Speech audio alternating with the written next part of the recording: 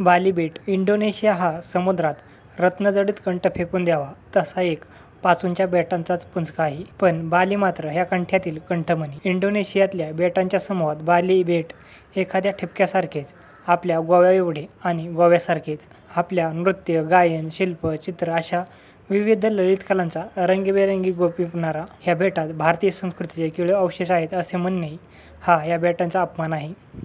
लक्ष मोती उधळून मातीत चूर होऊन जावे आणि एखादा मोती कुठेतरी दूर पडून तसाच अभंग राहावा असं हे बाली बेट आहे. जकार्ताहून रात्री 11च्या सुमारास बालीला जाणाऱ्या विमानातून निघालो आणि मध्यरात्री बालीमधल्या देनपसार गावाच्या चिमुकल्या विमानतळावर उतरलो. बाली हा टुरिस्टांचा स्वर्ग, त्यामुळे इथले टुरिस्ट खाते अतिशय तत्पर आहे. मी कोण आहे कळल्यावर तिथला एक तरुण अधिकारी म्हणाला, तुम्ही उभयतांचे अधिक मनपूर्वक स्वागत. मध्यरात्रीची वेळ.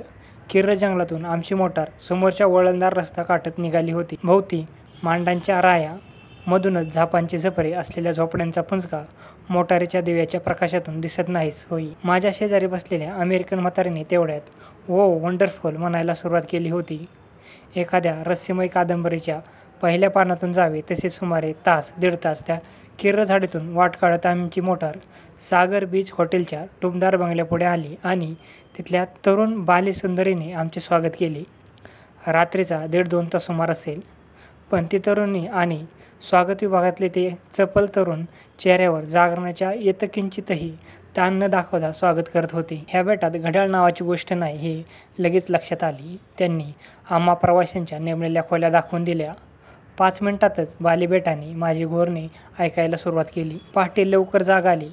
बाहेरच्या ओटीवर येऊन पाहतो तो दारात समुद्र. त्या अंधुक प्रकाशात कोळ्यांच्या चिमुकल्या होड्या मासेमारीला निघाल्या होत्या.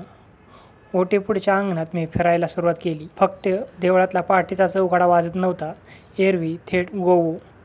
मी जनाची किंवा मनाची पर्वा न करता मुक्त आवाजात गायला सुरुवात केली. प्रिये पहा, रात्रीचा समय सरूने येत उशेत काल हा. अण्णा किर्लोस्करांनी गुलहोर सूरच्या आसपास असलीच एखादी पहाट फुटताना पाहून हे गाणे लिहिले असावे.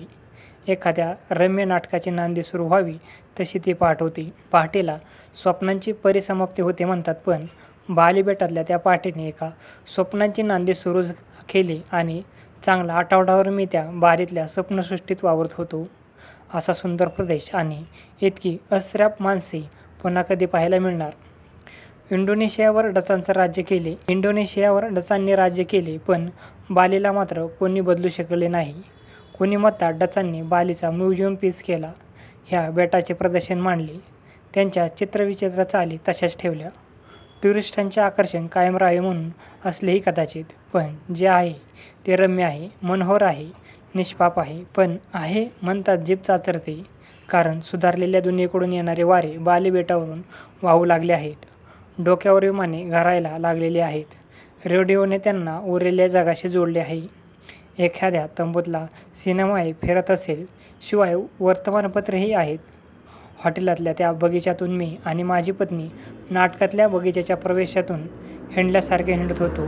समुद्रकिनाऱ्याच्या इतक्या जवळ इतक्या गर्द बगीचा क्वचितच पाहायला मिळतो. माडा पोपळीच्या राया असतात, पण माड आणि पोपळीखेरीज इतर इतकी झाडे होते की काही वेळाने आम्ही त्या झाडांकडे पाहून नसतं ती झाडेच, ही कोण मंडळी आली आहेत म्हणून आमच्याकडे पाहतायत की काय असं मला वाटायला लागले. मला अज्ञात असलेल्या फुलांनी बहरलेली ती रोपटी. एखाद्या शिशुवर्गात शिरल्यावर तो वर्ग जसा काहीसा भीतीने नि काहीशा गमतीने नव्या पाहुण्याकडे पाहतो, तशी ती फुले आमच्याकडे पाहत होती. आम्ही पुढे सरकल्यावर त्यांनी एकमेकाकडे पाहून मिस्किलपणे डोळे मिचकवले असतील. ती फुलबाग त्या भल्या पहाटे अगदी टवटवीत जागी होती. वेलींचेही अंगधुणे झाले होते. वृद्ध वृक्षाच्या समुदाय तेवढा अजून झोपेतल्या डुलक्या देत होता. काही जागी, काही झोपलेली अशी त्या सागर बीच हॉटेलची ती बाग एखाद्या मुलामाणसांनी, लेकी सुनेंनी भरलेल्या नांदत्या गाजत्या एकत्र कुटुंबासारखी वाटत होती. ओणी होती ती पहाटेची मंगलपाठ म्हणणाऱ्या, सृष्टीच्या गाणाऱ्या भाटांची. बाली बेटात जरा मला कुठेही शोधून सापडले नसेल तर ते पक्षी. इतक्या सुंदर बेटावर पाखरे का नसावीत? त्या भाटांची उणीव मी माझ्या गाण्यावरून भरून काढत होतो. कदाचित त्या स्वरांनीच भयभीत होऊन तेही पक्षीगट बेट सोडून त्या दिवशी बेपत्ता झाले असल्यास नकळे. शाप संभ्रमातल्या पुंडरिकासारखी मजवर तरु कुसुम रेणू वरुणी ढाळीती. म्हणत म्हणत माझ्या सहधर्मचारिणीसमवेत मी त्या बागेतून हिंडलो. बाली बेटावरच्या त्या पहाटवाऱ्याने आम्हाला पुन्हा झपाटले होते. पहाटेचं एकच सुंदर स्वप्न दोघांनाही एकदम पडले होते.